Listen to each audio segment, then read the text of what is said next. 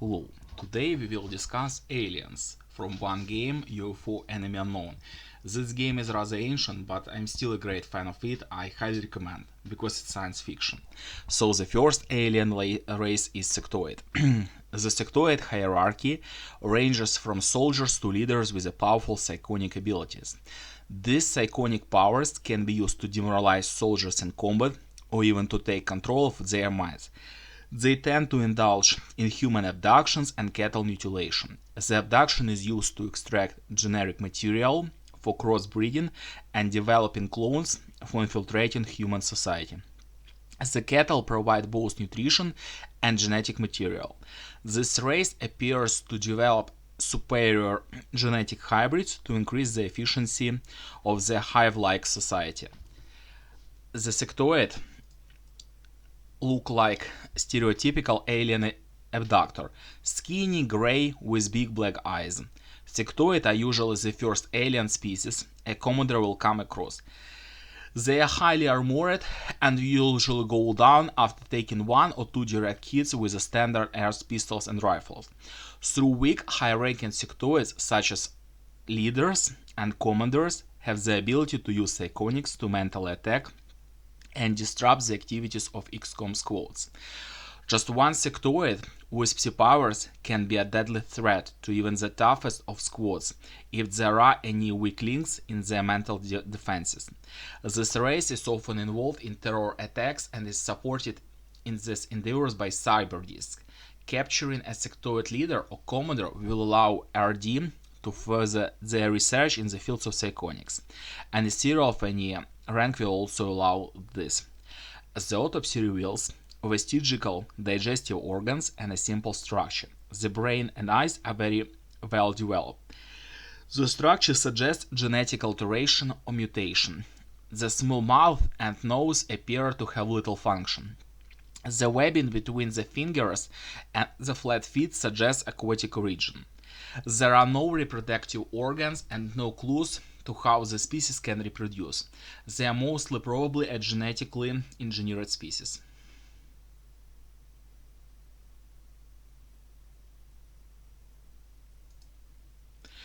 Next will be floater. The floaters are primarily soldiers and terror agents. They levitate in the sky. They are natural predator beasts, genetically engineered and cybernetically enhanced to make formidable warriors. The lower half of their body and most internal organs are surgically removed, and a life support system is installed. The implant contains an anti-gravity unit which enables the creature to float, orbit unsteadily through the air. Appearing a pink humanoids with their lower half replaced by a mechanism system, the floaters are weak alien creatures that is, as their name suggests, are capable of flying throughout the air. Unlike sectoids, who can be very dangerous when accompanied by cyberdis in terror missions or have sectoid leaders or commanders in certain alien ships, floaters are not excessively dangerous. Their main advantage in combat is their ability to fly, which allows them to be placed in position as snipers along rooftops and allows them to ambush soldiers by hiding on ceiling. Also, they very rarely seem to do this. The floaters are found frequently during the early months of invasion, conducting alien explorations missions and acting as a terrorist with terror missions, accompanied the latter by Reapers. Floaters are one of the most common alien race XCOM encounters through the game. The creature has been drastically altered by surgery. The device which seems to form the core of their body is a life support system, taking over the function of heart, lungs, and digestive system. This would enable the creature to survive in extremely hostile environments. The brain is smaller than ours, but the sensory organs are well developed.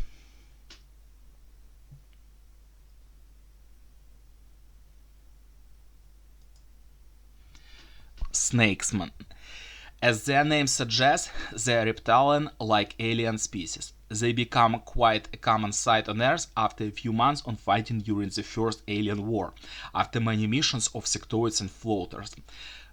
Snakemen by themselves don't pose much of threat. They are slow, they can be readily dealt with using alien weaponry and heavy plasma rifles.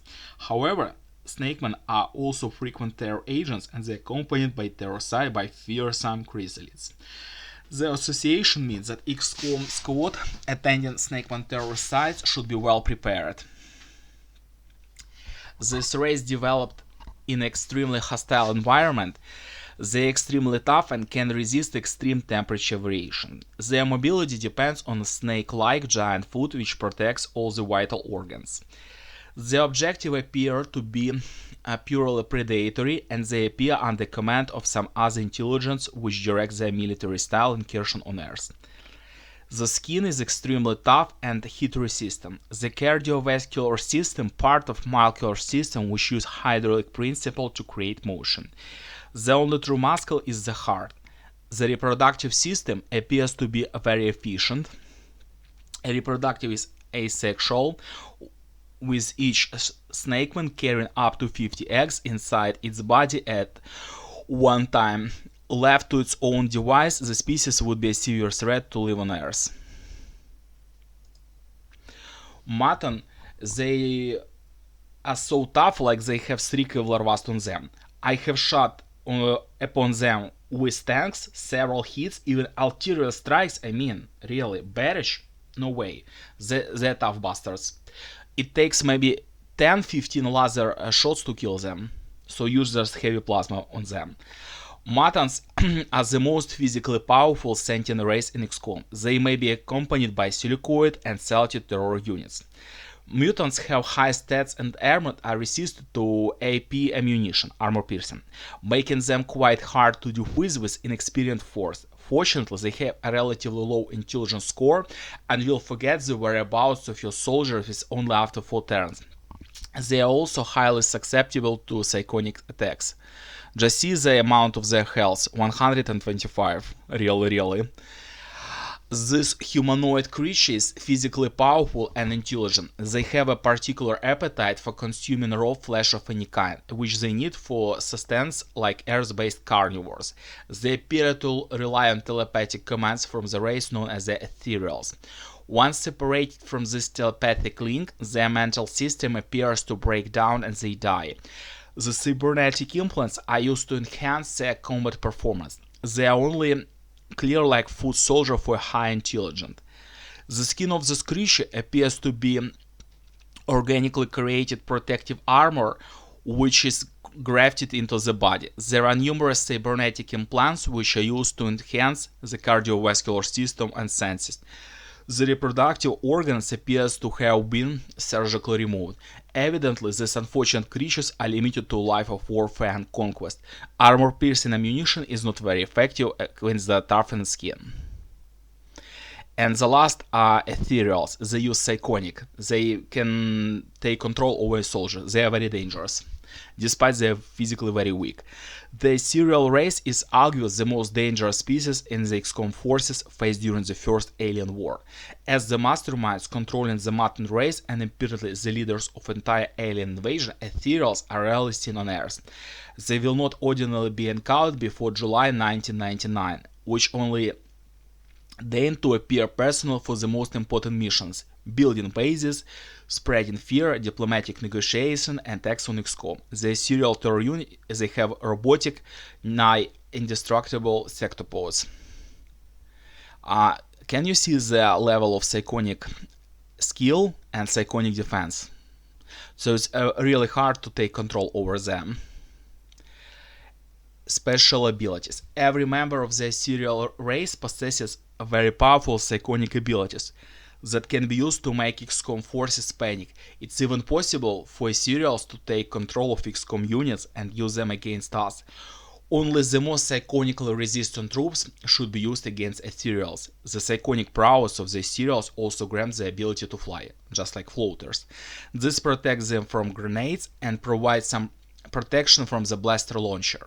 Note also that while Ethereals have only moderate health, they are exceedingly well armored. Plasma weapons are strongly recommended for skirmishes with Ethereals, as weaker weapons will struggle to harm them. These beings have also mental powers which allow for telepathic communication, telekinetic abilities. The apparently weak physical abilities of this creature are sustained by its mental powers. We don't understand how these telekinetic powers work, since they seem to defy the laws of physics we know them. They are extremely dangerous in any situation where they rely on their mental powers for combat. They rarely appear on Earth since they seem to rely on other races to pursue their objectives. This being is physically retarded and seems incapable of sustaining any life functions. Their muscles are severely atrophied and the internal organs appear to be underdeveloped.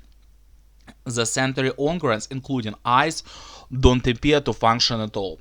The brain, however, is well developed and draws a high proportion of body blood supply. It's a mystery as how to this creature can sustain itself without external support. Well, so please play this game, you won't regret. It was created in 1994, but still this game rules. Even it mods, but the original game is the best. Even the director of this game said, this game is so interesting that even I, creator of this game, don't know the best strategy. Really, please. It's top 25 games of the world.